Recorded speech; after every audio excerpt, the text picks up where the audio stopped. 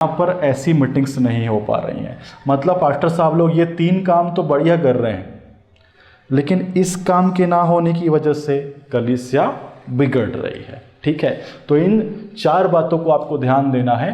अगर आप इस विशेष परामर्श को करना चाहते हैं तो ये विशेष परामर्श इन 4 भागों के द्वारा होते हैं एक पास्टर के जीवन से। ठीक है, तो यहाँ हमारा ये मूल्यों वाला जो टॉपिक है, संसाधनों वाला जो टॉपिक है, संसाधन जो कि सामुदायिक मूल्यों को सपोर्ट करते हैं, ये हमारा यहाँ पर समाप्त होता है। एक एक्सेप्शन मैंने आपको बताया था, है ना, जब हम पढ़ रहे थे सेवकों के विषय में, तो सेवकों की बात करते करते मैंने आपको बोला था एक एक्सेप्शन याद रखेंगे जिससे हम आखिरी में डिस्कस करेंगे। एक्सेप्शन क्या थे देखते हैं। एक्सेप्शन थे यहाँ पे, है ना, अपवाद, वर्ड याद होगा आपको। ठीक है, जब हम सेवक की बात करते हैं तो सेवक के अंदर क्या आते हैं, सेवक के अंदर सब आते हैं। ठीक है,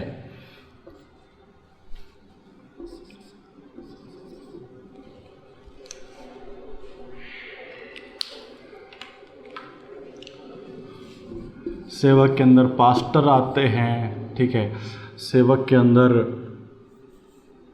प्रीचर्स आते हैं, सेवक के अंदर लोकल प्रीचर्स आते हैं, लीडर्स आते हैं, अध्यक्ष आते हैं। ठीक है, ये सब लोग सेवक के अंदर आते हैं। सिर्फ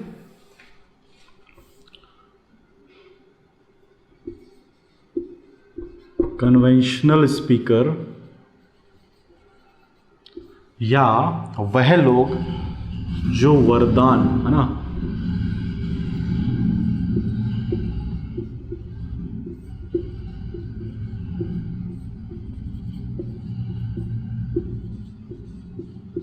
ठीक है, वह लोग जो वरदान पाए हुए लोग हैं या कन्वेंशन स्पीकर हैं, वो इस कैटेगरी के अंतर्गत नहीं आते हैं।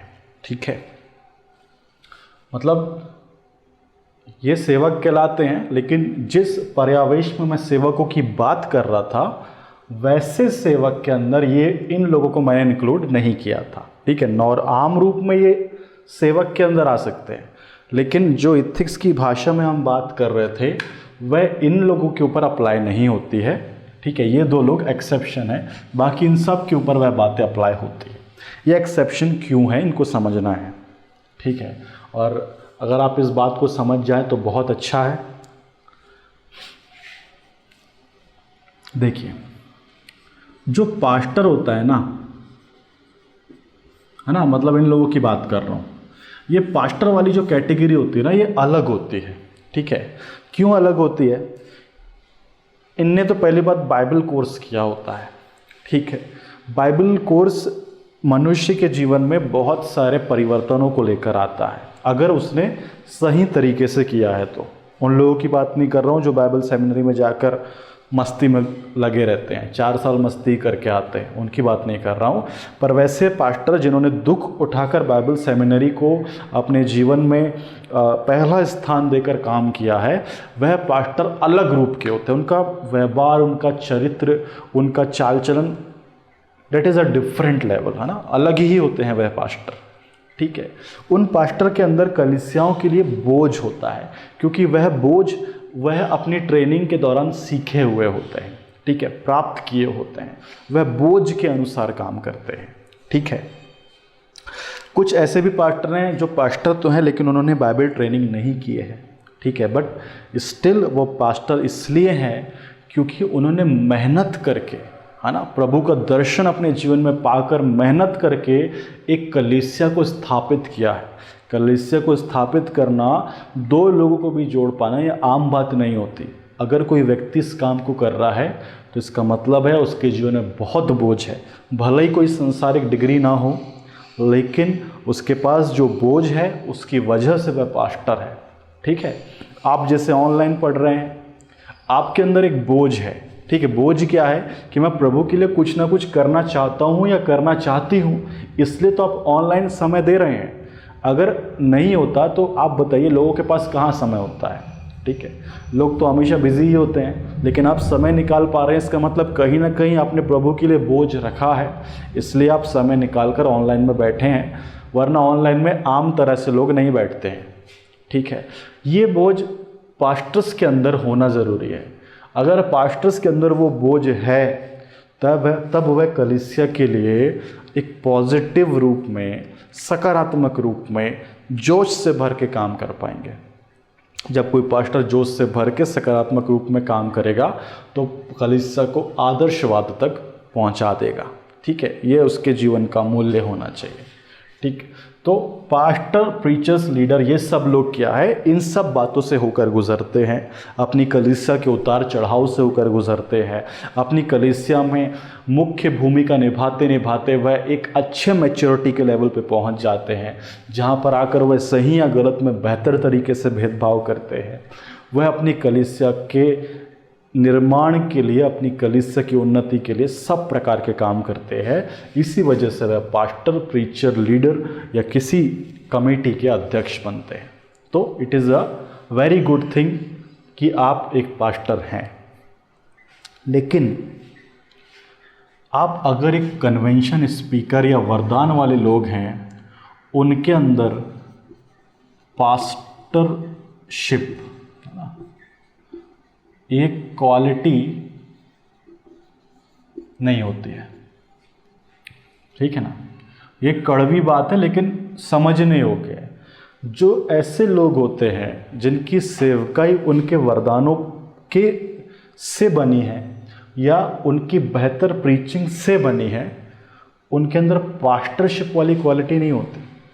बोझ, समर्पण, कलीसिया के प्रति एक पूरी तरह से निष्पक्ष भावनाएं, कलीसिया के प्रति प्रेम, कलीसिया के हर एक लोगों से बराबर का प्रेम, ये वाली जो ये क्वालिटी है ना, जो एक पास्टर के अंदर होती है, वो इन लोगों के अंदर नहीं हो पाती है ना। देखिए, हम किसी को ऐसे ही गलत नहीं बोलते। एथिक्स की भाषा में बात कर रहे हैं तो फैक्ट्स के ऊपर हम ध्यान देते हैं, है ना। तो हर एक का पर्यवेश हो सकता है जिस वजह से क्वालिटी डेवलप नहीं हो पाई, है ना। इनका पर्यवेश क्या है, इन्होंने क्या किया, इन्होंने प्रभु के सामने समर्पण किया, है ना। प्रभु के सामने अपने जीवन को दिया। हो सकता है किसी गलत बात से होकर गुजरे होंगे, हो सकता है दर्शन प्राप्त किए होंगे, हो सकता है किसी प्रभु के दास ने इनके जीवन में काम किया होगा। उसके लिए ये प्रभु के सामने समर्पण कर रहे हैं। उसके बाद इनको कोई वरदान मिला, भविष्यवाणी का हो सकता है, चंगाई का हो सकता है, दुष्ट आत्माओं को निकालने का वरदान हो सकता है। वह वरदान इन लोगों को मिला और ये कहाँ आ गए, ये सेवकाई में आ गए।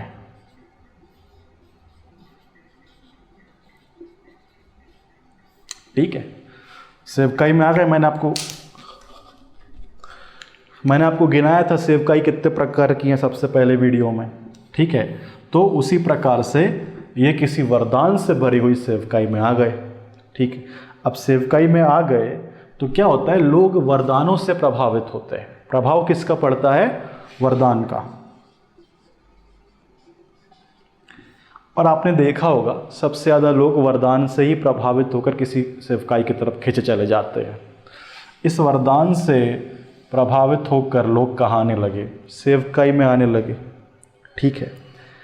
अब आप बताइए, ये जो सेवकाई है, मान लीजिए इसमें 1 लाख लोग हैं, है ना। 1 लाख लोग आते हैं सेवकाई में। ये 1 लाख में से कितने ऐसे होंगे जिसको इस सेवकाई को चलाने वाला ये जो सेवक है, ये जो लोग हैं, जो वरदान पाए हुए लोग हैं, इसमें से कितने ऐसे लोग होंगे जिन्होंने खुद घर घर जाके इन 1 लाख लोगों में से किसी किसी को पकड़ के लाया होगा। कितने होंगे, महज 10 या 20 ऐसे होंगे, है ना, जिनके पास ये सेवक लोग खुद गए होंगे। बाकी सब क्या हुए, बाकी सब वरदान देख के आ गए। इसका मतलब उस सेवकाई में 99% लोग ऐसे हैं जो वरदान को देखकर सेवकाई में आए हैं, ना कि पास्टर के परिश्रम के द्वारा सेवकाई में आए हैं, ठीक है। अब सोचिए, यहाँ एक पास्टर बेचारा परिश्रम कर करके 10 लोग जोड़ता है जैसे तैसे करके। अब इन 10 लोगों को जोड़ने का परिश्रम और परिश्रम से आया हुआ अनुभव किस में ज़्यादा होगा? इस पास्टर में ज़्यादा होगा। क्यों? क्योंकि तो घर घर जा रहा है ना, मार खा रहा है, कुट रहा है। इस 10 परिवार को जोड़ने के लिए इसने 100 परिवारों में प्रचार किया होगा। ठीक है, उन 100 परिवारों में से 10 परिवार ने प्रचार सुना और प्रभु में आए हैं। ठीक बाकी 90 ने तो इनको धुतकारा होगा, भगाया होगा घर से, गालियां बकी होंगी, झापड़ मारे होंगे, पीटा होगा, पुलिस कंप्लेन की होगी।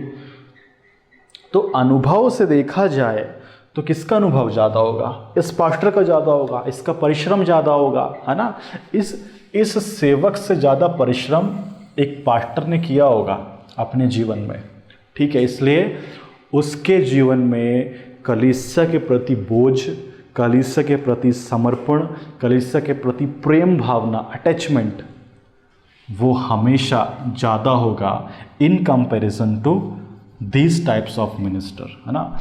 इन सेवकों से ज़्यादा बोझ एक पास्टर के जीवन में इसलिए होता है क्योंकि यहाँ पे लोग प्रभावित लोग कर आते हैं और यहाँ पे लोग अपने जीवन को बदल कर, अर्थात जो बाइबल में टर्म यूज़ होता है मन परिवर्तन, है ना, हृदय परिवर्तन, वह मन परिवर्तन या हृदय परिवर्तन के द्वारा लोग यहाँ पर जो है सेवकाई में आते हैं। और यहाँ पे किस प्रकार से आते हैं? यहाँ पे प्रभावित होकर आने वाले लोगों की संख्या ज़्यादा है, मन फिराव के साथ आने वाले लोगों की संख्या कम है। ठीक, यहाँ पे मन फिराव वालों की ज़्यादा है, प्रभावित होने वालों की कम है। तो मेरे प्रियो, यहाँ पे सोचिए, अगर लोग प्रभावित होकर आ रहे तो इसका मतलब क्या है? कहीं ना कहीं वह एक स्वार्थ की वजह से प्रभु के पास आ रहे हैं, है ना। उनको एक स्वार्थ दिख रहा है तो प्रभु के पास आ रहे हैं। ठीक है, इसलिए प्रभु का काम, क्योंकि वरदान ज़्यादा है ना, वरदानों की सेवकाई है, तो प्रभु का काम तो यहाँ ज़्यादा हो रहा है ना। क्योंकि वरदान तो प्रभु से काम करते हैं, किसी सेवक से काम करते नहीं है। अब उसको प्रभु ने वरदान दिया है तो वरदानों का काम ज़्यादा हो रहा है, 1 लाख लोग आ रहे हैं। लेकिन मन परिवर्तन 1 लाख का नहीं हो पा रहा है। मन परिवर्तन किसका हो रहा है? 1 या 2 का, ज़्यादा से ज़्यादा 10 मान के चलिए। 1 लाख लोग आ रहे हैं और मात्र 10 का मन परिवर्तन हो रहा है। बाकी सब क्या आ रहे हैं? बाकी सब अपना मतलब साधने के लिए वहाँ पे आ रहे हैं, क्योंकि वह प्रभावित होकर सेवकाई में आ रहे हैं, ना कि मन परिवर्तन के द्वारा सेवकाई में आ रहे हैं। लेकिन यहाँ एक पास्टर साहब की सेवकाई में जो 10 के 10 आ रहे हैं ना, ये सब मन परिवर्तन से आ रहे हैं, हृदय परिवर्तन से आ रहे हैं, मन को फाड़ के आ रहे हैं, प्रभु के पास आ रहे हैं। यहाँ कोई प्रभावित होकर नहीं आ रहा है ना। एक आध आ सकता है, इन 10 को देख के 1 या 2 आएंगे प्रभावित होकर, लेकिन उनका कोई मतलब नहीं रहेगा। ठीक, वो अपना मतलब साधने आएंगे, वो चले भी जाएंगे। लेकिन ये 10 परिवार हमेशा उस पास्टर साहब के साथ बंधे रहेंगे, उस सेवक के साथ बंधे रहेंगे, क्योंकि एक सही दर्शन, एक सही जीवन का रास्ता किसने दिखाया है? इस पास्टर साहब ने उनको दिखाया है। ठीक है, तो इसको समझाने का अर्थ ये है कि जो कलीसिया में असल जागृति होती है ना,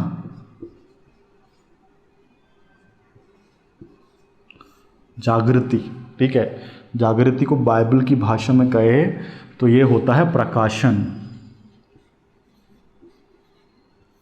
जो असली प्रकाशन है ना जीवन का या कलीसियाओं का, वो पास्टरीय सेवकाई से आता है। ठीक है, कन्वेंशनल सेवकाई से नहीं आता। ठीक है, क्यों ऐसा कह रहा हूँ? इस चीज़ को देखिए, ये सब बात आप समझ चुके हैं, कंपैरिजन में समझते हैं।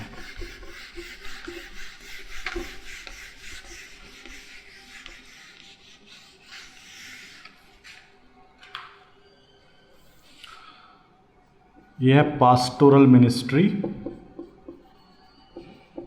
ठीक है, और यह कन्वेंशनल मिनिस्ट्री।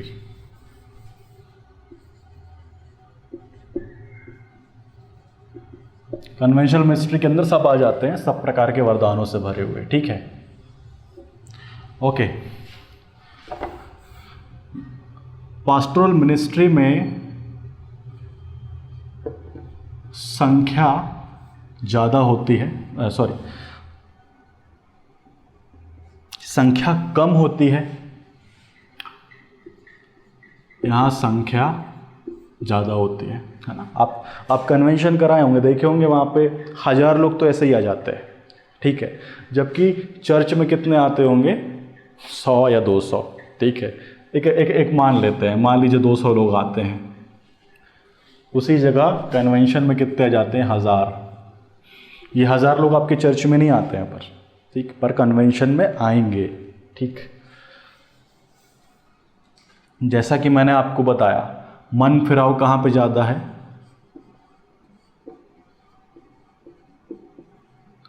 मन फिराव यहाँ ज़्यादा है। क्यों ज़्यादा है? क्योंकि ग्रास रूट लेवल पर एक पादरी काम करता है ना। यहाँ पे ग्रास रूट लेवल पे नहीं करता है, ठीक है, मन फिराव यहाँ कम है।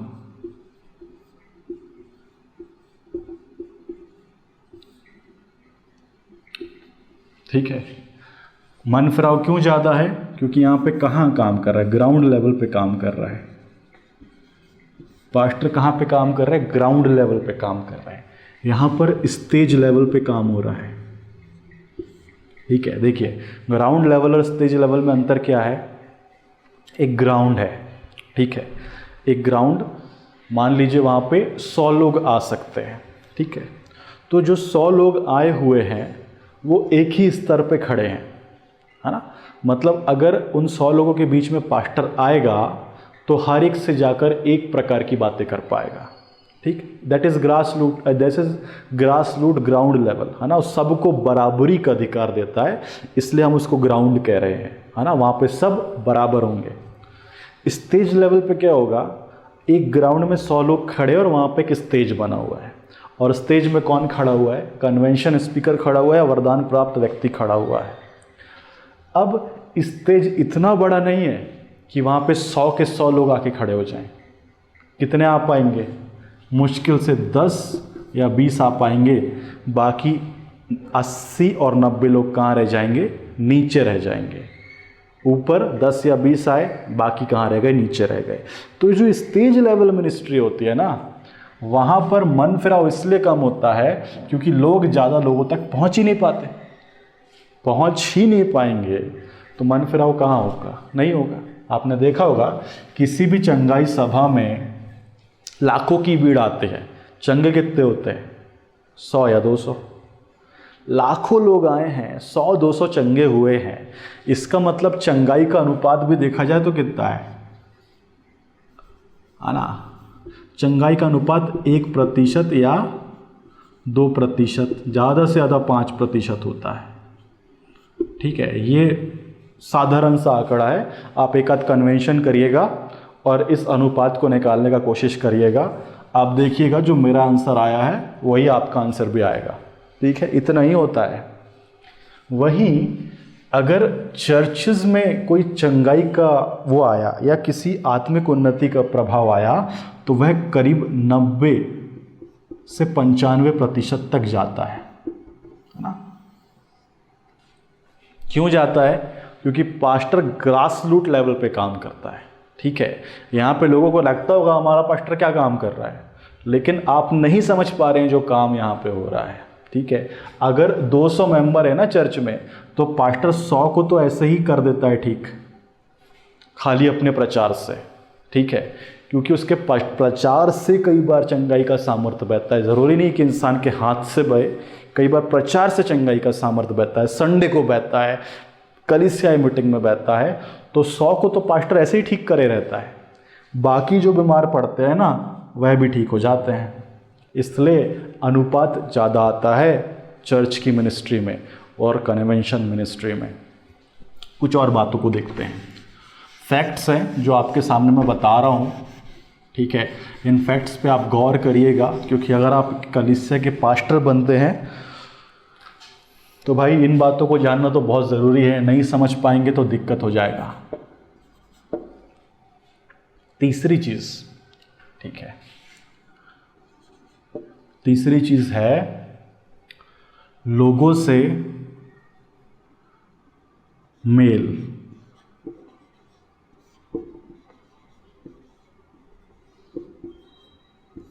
ठीक है, मेल मिलापना फिजिकली बोला जाए तो यहाँ ज़्यादा है, ठीक है, और नॉन फिजिकली बोला जाए तो यहाँ कम है, ठीक है। यहाँ फिजिकली बोला जाए तो कम है और नॉन फिजिकली बोला जाए तो ज़्यादा है, ठीक है। क्या होता है देखिए, क्या है, एक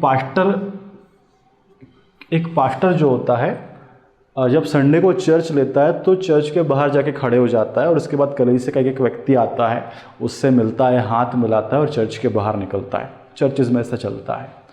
तो फिजिकली पास्टर हर एक से मिल रहा है, लेकिन फ़ोन पे, फेसबुक पे, व्हाट्सएप पे उतनी बातें नहीं हो पा रही हैं, ठीक। लेकिन फिजिकली वो हर एक से मिलने का प्रयास कर रहा है, हर संडे को मिलने का प्रयास कर रहा है, हर दिन मिलने का प्रयास कर रहा है। तो फिजिकली मिलना एक पास्टर के लिए ज़्यादा ज़रूरी है और फिजिकली मिलने के द्वारा ही मन फिराव का काम ज़्यादा हो रहा है, ठीक है।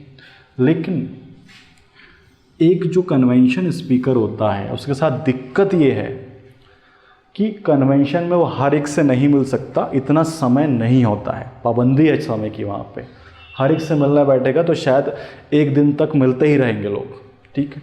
हर एक से वो फिज़िकली नहीं मिल पाता। लेकिन नॉन फिज़िकली लोग उससे बहुत जुड़े रहते हैं। मतलब कोई कन्वेंशन स्पीकर आया आपके चर्च में, है ना, क्या होगा, दूसरे दिन से लोग उसको फेसबुक में ढूंढेंगे, फ्रेंडशिप रिक्वेस्ट भेजेंगे, व्हाट्सएप नंबर लेंगे, व्हाट्सएप करना शुरू कर देंगे। तो नॉन फिज़िकल जो मीटिंग है कन्वेंशन स्पीकर लोग से ज़्यादा रहती है, इसलिए पास्टर्स के फॉलोअर्स फेसबुक में कम होते हैं, लेकिन कन्वेंशन स्पीकर के फॉलोअर्स फेसबुक में ज़्यादा होते हैं, है ना। दैट इज़ द ट्रेंड, ठीक, दैट इज़ अ फैक्ट, ठीक है। अब आप सोचिए, जो फिज़िकली नहीं मिल पा रहा है वो ज़्यादा काम कर पाएगा या जो फिज़िकली मिल पा रहा है वो ज़्यादा काम कर पाएगा? आसान सी बात है, Facebook, WhatsApp, Instagram, social media में वो काम नहीं हो सकते जो काम आमने सामने हो सकते हैं, ठीक है। इसलिए आमने सामने मिलना ज़रूरी है, ना कि सोशल मीडिया के थ्रू मिलना, ठीक है। और इसीलिए जो काम चर्चेज में होते हैं वह ज़्यादा होते हैं अपेक्षाकृत कन्वेंशनल मिनिस्ट्री में, ठीक है। तो आप समझ रहे हैं, ठीक है। ये नहीं कह रहा हूँ कि कन्वेंशन मिनिस्ट्री गलत है। कन्वेंशन मिनिस्ट्री अपने साइड में बहुत अच्छी है, बहुत अच्छी है, ठीक है। लेकिन अगर कोई व्यक्ति ये सोचता है कि कन्वेंशन मिनिस्ट्री से ही जागृति आती है,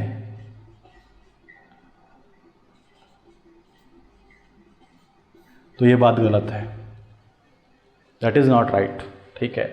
वहाँ आपको इसलिए लग रहा है क्योंकि लोगों की संख्या आपको ज़्यादा दिख रही है, इसलिए आपको लग रहा है बहुत जागृति आ रही है। कुछ नहीं हो रहा है।